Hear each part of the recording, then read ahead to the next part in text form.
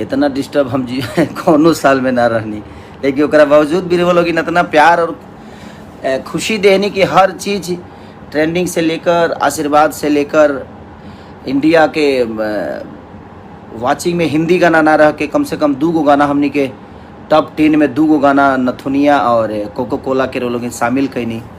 आज हर जगह ओकर चर्चा बावे कि भोजपुरी में पहली बार ऐसा भइल बा कि कोनो भोजपुरी के गाना अपन स्थान बना पौले बा और खुशी होला।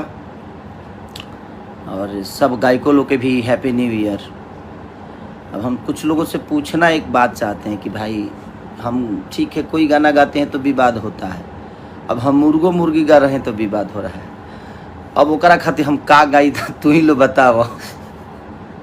कितना जना के दिमाग का तू लो राइटर राख बाबू, बढ़िया बढ़िया राइटर राख, बढ़िया बढ़िया राइटर राख के बढ़िया बढ़िया गाना लिख लो, गाव लो, भोजपुरी के बड़ा कर लो।